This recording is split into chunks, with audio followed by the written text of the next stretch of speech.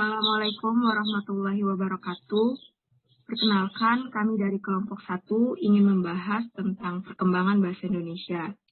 Di sini saya akan mempresentasikan dengan rekan-rekan saya yang bernama Ahmad Farhan, Muhammad Hafiz Perdana, dan Siti Wanda Azizah, dan saya sendiri Zismawati.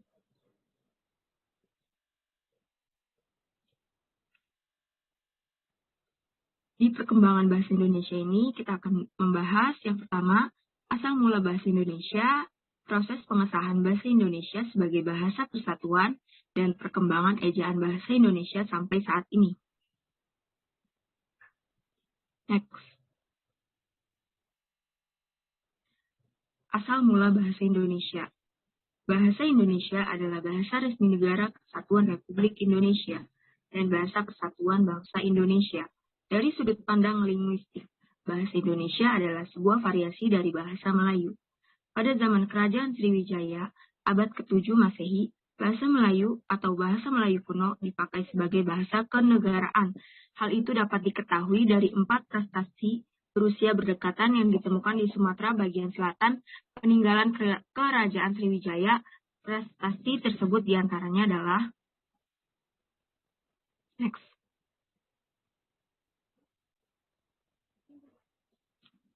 Pertama, prestasi di kedudukan bukit tahun 683 Masehi di Palembang. Kedua, prestasi Talang Tuwo tahun 684 Masehi di Palembang. Ketiga, prasasti Kota Kapur tahun 686 Masehi di Bangka Barat. Keempat, prestasi Karangbrahi Brangka tahun 688 di Jambi. Prasasti itu bertuliskan huruf Pranagari berbahasa Melayu kuno. Pada saat itu, bahasa Melayu yang digunakan bercampur kata-kata bahasa Sanskerta. Pada abad ke-15, perkembangan bentuk yang dianggap sebagai bentuk resmi bahasa Melayu karena dipakai oleh Kesultanan Malaka, yang kelak disebut sebagai bahasa Melayu tinggi. Bahasa Melayu menjadi bahasa yang paling sopan dan paling tepat di kawasan timur. Ejaan resmi bahasa Melayu pertama kali disusun oleh C.H.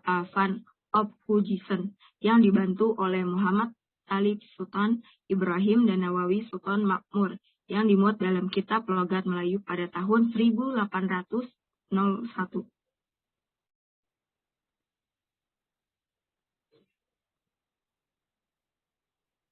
Next. Kedua, proses pengesahan bahasa Indonesia sebagai bahasa persatuan. Pada zaman penjajahan Belanda, pada awal abad 20, pemerintah kolonial Hindia Belanda melihat pegawai pribumi memiliki kemampuan memahami bahasa Belanda yang sangat rendah. Hal itu yang menyebabkan pemerintah kolonial Belanda ingin menggunakan bahasa Melayu untuk mempermudah komunikasi, yakni dengan patokan bahasa Melayu tinggi yang sudah mempunyai kitab-kitab rujukan. Penyebaran bahasa Melayu secara lebih luas lagi dibentuknya Komisi for the Volkscultuur atau Komisi Bacaan Rakyat pada tahun 1908. Pada 1917, namanya diganti menjadi Balai Pustaka. Badan penerbit ini menerbitkan novel-novel seperti Siti Nurbaya dan Salah Asuhan, buku-buku penuntun bercocok tanam, penuntun memelihara kesehatan yang membantu penyebaran bahasa Melayu di kalangan masyarakat luas. Selanjutnya dibacakan oleh Ahmad Farhan.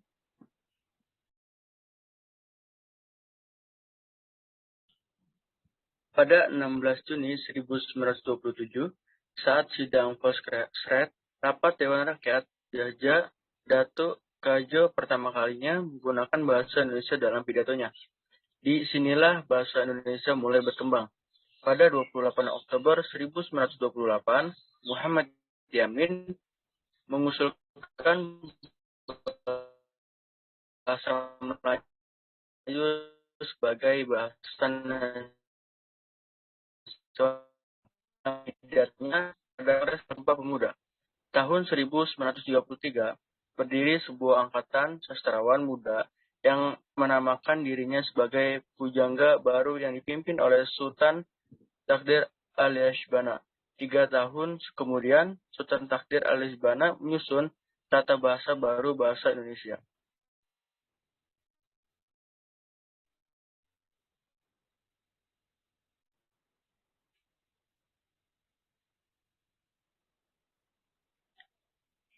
pada tanggal 25 sampai 28 Juni 1938 dilangsungkan Kongres Bahasa Indonesia 1 di Solo. Kongres tersebut menghasilkan bahwa usaha pembinaan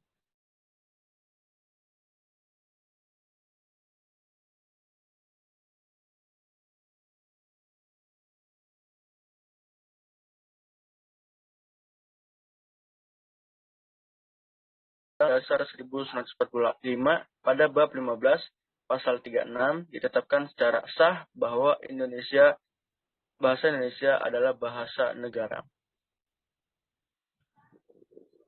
Ketiga, perkembangan ejaan bahasa Indonesia sampai saat ini.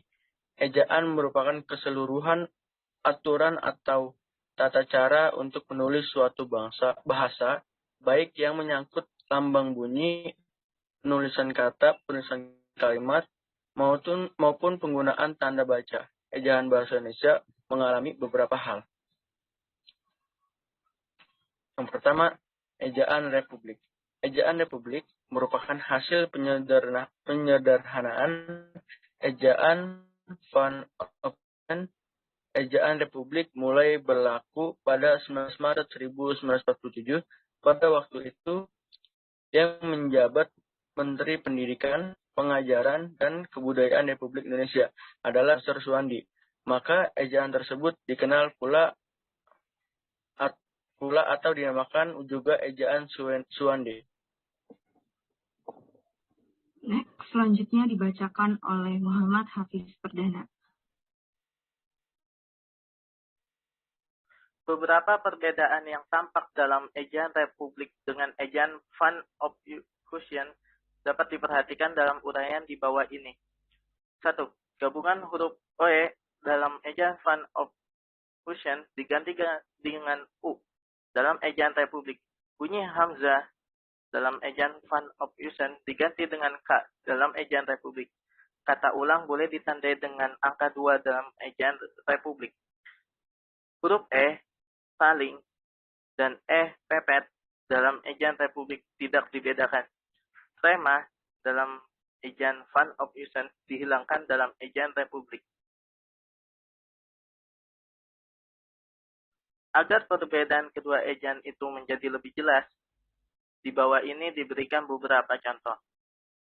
Ejaan Van Ophuijsen. Ada umur, kubur, maklum. Dalam ejaan republik dibaca umur, kubur, dan maklum. Yang kedua, ejaan pembaharuan. Ejaan pembaharuan merupakan suatu ejaan yang direncanakan untuk memperbaharui ejaan republik. Salah satu hal yang menarik dalam konsep ejaan pembaharuan ialah disederhanakannya huruf-huruf yang berupa gabungan konsonan dengan huruf tunggal. Hal itu antara lain tampak dalam contoh di bawah ini. Gabungan konsonan DJ diubah menjadi J. Gabungan konsonan TJ diubah menjadi TS. Gabungan konsonan NG diubah menjadi N. Gabungan konsonan NJ diubah menjadi N. Dan gabungan SJ diubah menjadi S. Kecuali itu, gabungan vokal AI, AU, dan OI, atau yang lazim disebut diftong, ditulis berdasarkan pelafalannya, yaitu menjadi AY, AW, dan OI. Misalnya, dalam EYT, santai, gulai, harimau, kalau. Dalam ejaan pembaharuan, santai, gulai, harimau, kalau. Yang ketiga, ejaan Melindo. Ejaan Melindo, Melayu Indonesia, merupakan hasil perumusan ejaan Melayu dan Indonesia tahun 1959. Hal yang berbeda adalah bahwa di dalam ejaan Melindo, gabungan konsonan TJ seperti pada kata cinta diganti dengan C menjadi cinta. Juga gabungan konsonan NJ setinyonya diganti dengan huruf NC yang masih baru. Dalam ejaan pembaruan kedua gabungan konsonan itu diganti dengan TS dan N. Yang keempat, selanjutnya dibacakan oleh Siti Wanda. 4. Ejaan baru atau ejaan LBK. Perubahan terdapat pada ejaan baru atau ejaan LDK, yakni sebagai berikut. A. Konsonan DJ diubah menjadi J, misalnya remaja menjadi remaja. B. Gabungan konsonan TJ diubah menjadi J, misalnya cakap menjadi cakap. C. Konsonan MJ diubah menjadi MY, misalnya sunyi menjadi sunji. D. Konsonan SJ diubah menjadi SY, misalnya syarat menjadi syarat. E. Gabungan konsonan CH diubah menjadi KH, misalnya tahta menjadi tasta. Yang kelima, ejaan yang disempurnakan. Pada waktu pidato kenegaraan untuk memperingati Hari Ulang Tahun Kemerdekaan Republik Indonesia ke-27, 17 Agustus 1972, diresmikanlah pemakaian ejaan baru untuk bahasa Indonesia oleh Presiden Republik Indonesia. Dengan keputusan Presiden nomor 57 tahun 1972. Ejaan tersebut dikenal dengan nama Ejaan Bahasa Indonesia yang disempurnakan atau EYD. Dipakai sejak Maret 1947. Beberapa kebijakan baru yang ditetapkan di dalam EYD yakni seperti di bawah ini. A. Perubahan huruf. Misalnya, jika menjadi jika. B.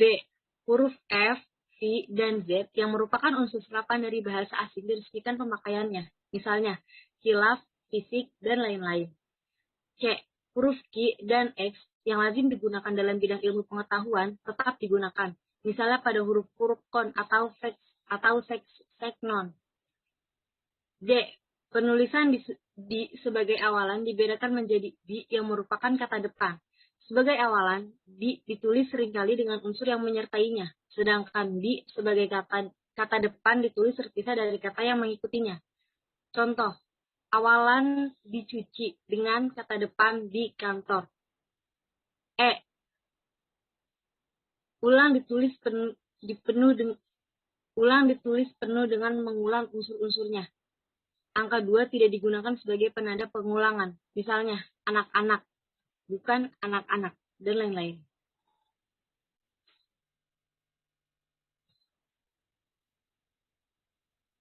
F. Ejaan Bahasa Indonesia atau EBI. Selanjutnya, EYD berubah menjadi EBI atau Ejaan Bahasa Indonesia sebagai pedoman umum sejak lahir 2015 silam. Perubahan yang dilakukan oleh Badan Pengembangan dan Pembinaan Bahasa Indonesia ini berlandaskan Peraturan Menteri dan Kebudayaan RI Nomor 50 Tahun 2015. Perbedaan ejaan bahasa Indonesia dengan ejaan yang disempurnakan yang dapat terlihat adalah sebagai berikut. 1. Penambahan huruf vokal diftong pada EYD, huruf diftong hanya 3 yaitu ai, au, dan oi. Sedangkan pada EBI, huruf diftong ditambah 1 yaitu l, misalnya pada kata geser atau survei. 2. Penggunaan huruf kapital. Pada EYD tidak diatur bahwa huruf kapital digunakan untuk ditulis unsur julukan. Sedangkan dalam EBI, unsur julukan diatur dan ditulis dengan awal huruf kapital. 3. Penggunaan huruf tebal. Dalam EYD, fungsi huruf tebal ada 3, yaitu menuliskan judul buku, bab, dan semacamnya. Mengkhususkan huruf serta menulis tema atau subtema dalam kamus. Dalam EBI, fungsi ketiga dihapus. Sekian dari kelompok kami. Mohon maaf bila ada salah kata. Kurang lebihnya. Wassalamualaikum warahmatullahi wabarakatuh.